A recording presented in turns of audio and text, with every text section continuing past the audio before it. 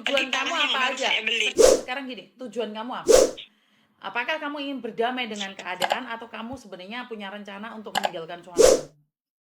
Jika kamu punya rencana untuk meninggalkan suamimu, hancurkan rumah itu. Ben podo ajuri kabeh termasuk sak anak-anakmu, termasuk sak dirimu. Artinya adalah kamu itu seperti ular yang menggelugeti gergaji. Nggak ada yang menyakitimu, kamu sendiri yang menyakiti dirimu. Akhirnya kamu tewas sendiri. Tetapi jika kamu ingin berdamai dan semua baik-baik saja, lepaskan apa yang ada dan mertuamu nggak akan pernah menjual tanah itu. Kenapa? Gak panas-panasan. Kamu gak panas, mertuamu gak panas. Lek aku milih ngalah, aku sudah lemah, tak bangun dewe, aku cuman ngomong dek sing kuasa. Muga-muga kerjaanku api-api ayah, aku dikasih kesehatan. Kan Miss Yuni selalu bilang, manusia itu punya ujiannya masing-masing.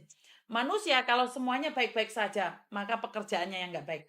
Semuanya baik-baik aja, pekerjaannya baik, keuangannya tidak baik. Keuangannya tidak baik, semuanya baik-baik saja, kesehatannya nggak baik. Kamu masih beruntung punya suami baik, anak baik, majikanmu baik, pekerjaanmu baik, uangmu baik. Kamu cuma kurang satu, mertuamu yang nggak baik. Ya udah, daripada kamu yang sakit katang-katang dek ranjang, tapi semuanya baik, percuma. Apa nggak lebih mahal kesehatanmu dibandingkan dengan harta 250 juta? Itu menurut saya ya, karena selebihnya hanya kamu yang tahu. Karena Iya, rumah Miss. tangga itu punya ujian masing-masing. Saya kasih tahu kamu, saat saya muda sama Pak Tony, ujiannya apa? Ujiannya apa? Di keuangan. Tetapi saat tua, keuangan kami stabil, mertua stabil, anak stabil, kesehatan. Saya ini sakit-sakitan loh Mbak. Jujur saya itu nggak sehat-sehat banget seperti yang kalian lihat. Saya itu punya banyak sekali penyakit. Saya itu banyak sekali penyakit. Saya itu nggak selesai dengan minum obat. Kenapa saya selalu membantu orang? Kenapa saya selalu memberikan pertolongan sama orang? Karena saya tahu, saya kapanpun bisa dipanggil Tuhan. Nyawa saya itu nyawa yang kedua, hari ini tuh nyawa saya yang kedua. Karena itu saya tidak ingin bikin onar dengan siapapun. Saya tidak pernah ingin bertengkar dengan siapapun. Saya juga tidak ingin menipu siapapun. Karena sewaktu-waktu saya itu dipanggil Tuhan. Tetapi yang sakit bukan jaminan, bukan tiket untuk pergi duluan. Anda yang sehat, itu bisa dipanggil kapanpun. Kenapa kamu harus sibuk bertengkar dengan suamimu? Kenapa kamu harus sibuk bertengkar dengan orang tuamu? Kamu harus sibuk bertengkar dengan rumah. Sementara nyawamu sendiri aja kamu nggak bisa garansi berapa lama. Ngerti nggak? Mbak, jangan handphonenya jangan diesek-esek, Mbak, loro, Mbak. Mbak, handphonenya aja. Woi, woi, woi, woi. Mbak, Miss Mar. handsetnya sakit di telinga saya. Oh, saya ini Mas ambil tisu barusan Miss. Maaf, Miss. Paham ya? Jadi saya nggak bisa ngomong. Kalau kamu mengurusin terus sakit hatimu selamanya, kamu nggak akan selesai dengan masalahmu. Ngerti? Ya Mas, sudah lega sekarang aku Mas. Sudah lega ya? Kasih Mas. Terima kasih ya. Jadi aku jadi aku punya rencana ke depannya lagi, jadi ya Miss ya. Punya rencana udah yang lalu udah biarin aja deh. Ingat saat kamu sakit hati, kamu katakan pada dirimu sendiri, iblis, kamu tidak bisa menguasai saya. Saya yang akan menguasai kamu. Dan saya akan baik sama suami saya akan baik dengan mertua saya. Saya tidak akan pernah membenci keluarga saya sendiri. Ngerti?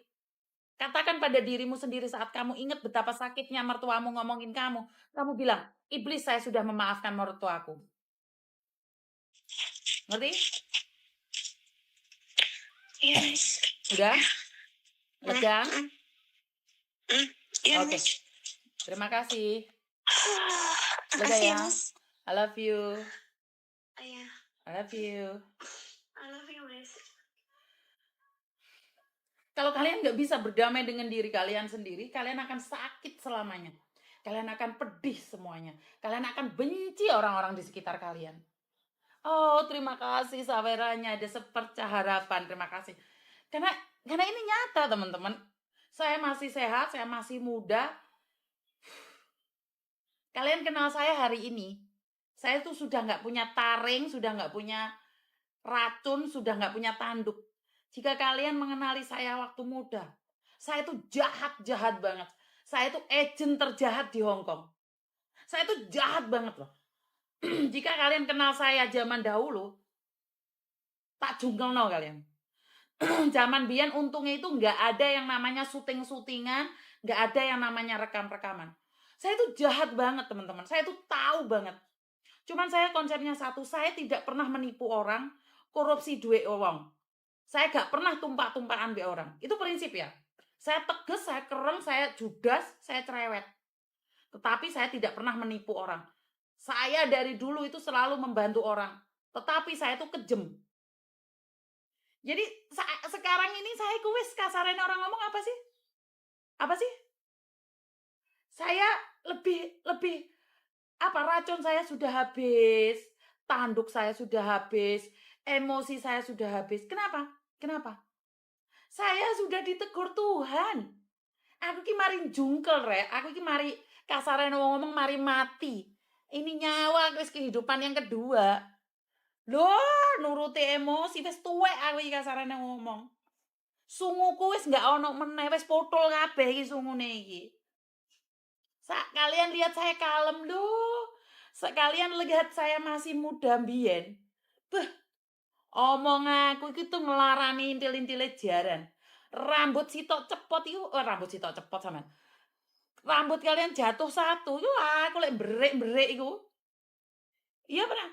Tetapi sekarang saya tahu bahwa saya tuh dulu diperalat oleh iblis untuk menyalurkan emosi.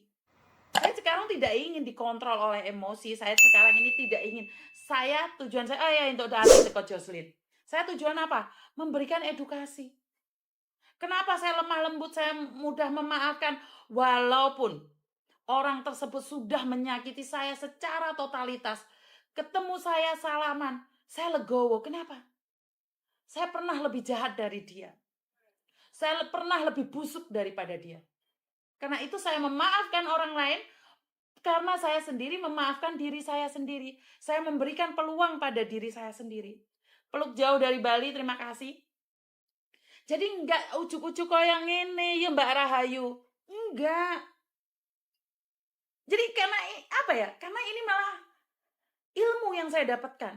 Nggak ada untungnya orang jahat, nggak ada untungnya orang nipu, nggak ada untungnya orang nyerap donasi. Kenapa? Saya cerita satu teman-teman.